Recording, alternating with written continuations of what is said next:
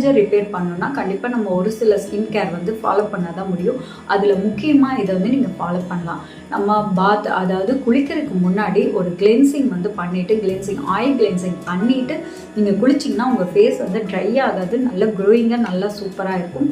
அது வந்து நேச்சுரலாகவே கொரியனதில் கூட அப்படி தான் பண்ணுவாங்க. ஸோ நிறைய பேர் வந்து கிளென்சிங் ஆயில் வாங்கிட்டு அதுக்கப்புறம் ஃபேஸ் வாஷ் பண்ணிட்டு அந்த மாதிரி பண்ணுவீங்க. ஆனால் அதெல்லாம் தேவையே இல்லை. நம்ம ஆலிவ் ஆயிலோ இல்லை கோகோனட் ஆயிலோ இல்லை நால்பமருதி தைலம் உங்களுக்கு எந்த ஸ்கின்னுக்கு வந்து எது செட் ஆகுதுன்னு பார்த்துட்டு அதை நீங்கள் யூஸ் பண்ணுங்கள். அதுக்கப்புறம் ஒரு 30 மினிட்ஸ் வச்சுருந்து அதுக்கப்புறம் குளிச்சிங்கன்னா உங்களுக்கு சூப்பரான ரிசல்ட்ஸ் கிடைக்கும். ரெகுலராக நீங்கள் யூஸ் பண்ணும்போது அதோட ரிசல்ட்டை பார்த்து நீங்கள் ரொம்பவே ஆச்சரியப்படுவீங்க. அந்த மாதிரி இருக்கும். ஆயுர்வேதத்தில் இது முக்கியமாக வந்து யூஸ் பண்ணிட்டு இருக்காங்க பிரைட்னிங் ட்ரீட்மெண்ட்டுக்கு. ரீசெண்டாக வந்து நான் டாக்டர் சர்மிகா சொன்னது வந்து பார்த்தேன். அதுக்கப்புறம் தான் எனக்கு ஞாபகம் வந்துச்சு, இது யூஸ் பண்ணிருந்தோமே நம்மளுக்கும் நல்லா தானே இருந்துச்சு. ஸோ அகைன் யூஸ் பண்ணிவிட்டு ரெகுலராக யூஸ்